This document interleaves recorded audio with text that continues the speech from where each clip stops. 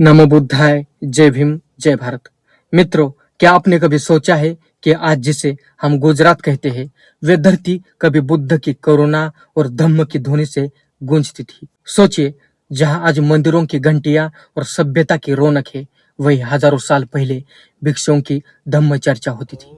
स्तूपों पर दीप जलते थे और विदेशी यात्री इस भूमि को बौद्ध शिक्षा का महान केंद्र मानकर यहाँ आते थे। क्या आप जानते हैं कि गुजरात में बौद्ध धम्म सिर्फ पहुंचा ही नहीं, बल्कि यहाँ विश्व स्तरीय विश्वविद्यालय भी बना था।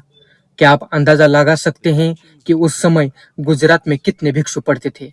चलिए, उस सवाल का जवाब आपको थोड़ी देर में ही मिलेगा। तो आइए, आज हम गुजरात की उस अनकही यात्रा पर निकलते हैं, जहाँ इतिहास, अवशेष और यात्रियों के लेख हमें बुद्ध की याद दिलाते हैं। पहला प्रश्न है, बौद्ध धम्म गुजरात तक कैसे पहुंचा? मित्रों, सोचिए, बुद्ध का महापरिनिर्वाण 483 ईसा पूर्व के बाद उनके उपदेश भारत के अलग अलग हिस्सों में फैलने लगे। लेकिन गुजरात, ये तो उत्तर भारत से दूर था, तो बौद्ध धम्म यहाँ कैसे पहुंचा?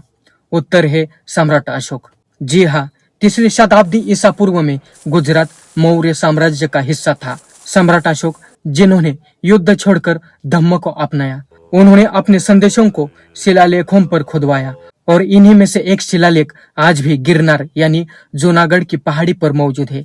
क्या आप कल्पना कर सकते हैं, 2300 साल पुराना ये शिलालेख आज भी हमें बताता रहा है कि इस धरती पर धम्म का बीजारोपण कैसे हुआ था। अब मैं आपसे पूछता हूँ, अगर आप व्यापारी होते और गुजरात के समुद्री तट से रोम या मिस्र जा रहे होते, तो क्या आप केवल कपड़े, मसाले और मोती लेकर जाते, या अपने विचार और संस्कृति भी?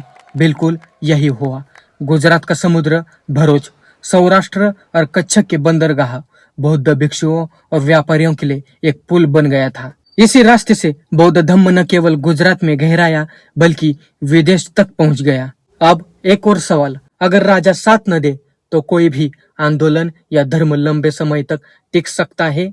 शायद नहीं। और यहीं पर गुजरात के राजाओं ने बौद्ध धम्म को आश्रय दिया। सम्राट अशोक का तो मैंने बताया, बाद में शक और कुषाण शासक भी बौद्ध धम्म के संरक्षक बने। लेकिन सबसे खास था मैत्र का वंश। क्या आपने वल्लभी का नाम सुना है? अगर नहीं, तो सोचिए, एक ऐसा विश्वविद्यालय जहाँ हजारों भिक्षु अध्ययन कर रहे हैं, जहाँ से नालंदा और तक्षशिला जैसी गूंज सुनाई देती हो। हेनसांग नाम की चीनी यात्री ने लिखा है कि वल्लभी में लगभग 6000 भिक्षु पढ़ते थे।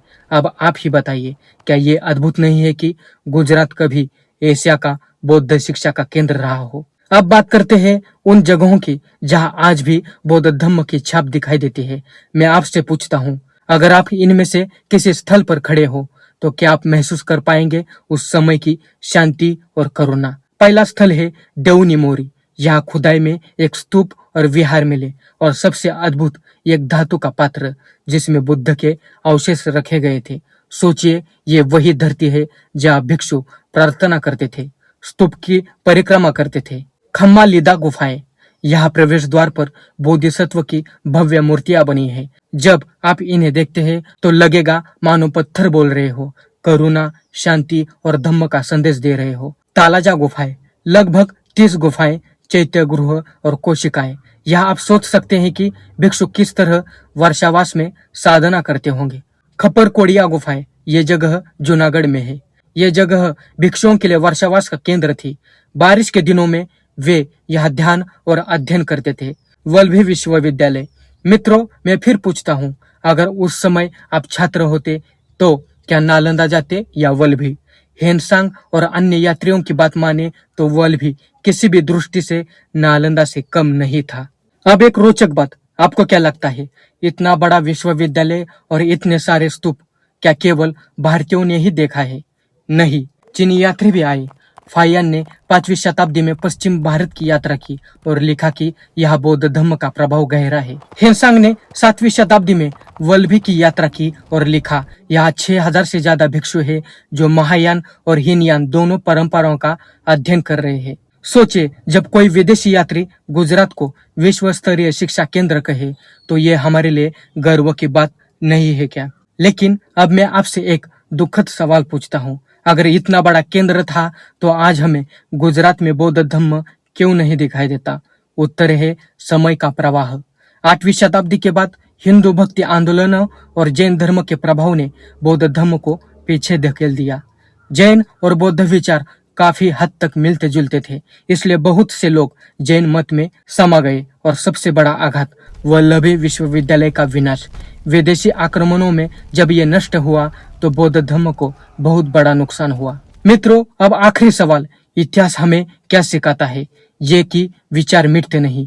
आज भी देवनी मोरी का स्तूप, खंबालिदा की गुफाएं और यात्रियों के लेख हमें याद दिलाते हैं कि गुजरात कभी बुद्ध की धम्मधारा से सराबोर था। और शायद आज जब हम ये कहानी सुन रहे हैं तो बुद्ध की कहानी हमारे हृदय में फिर जगह बना रही है। तो मित्रों, आपको कैसा लगा गुजरात में बौद्ध धर्म की ये रोचक यात्रा? क्या आप मानते हैं कि अगर वल्लभी विश्वविद्यालय आज भी होता तो भारत शिक्षा के मामले में फिर से विश्व गुरु होता?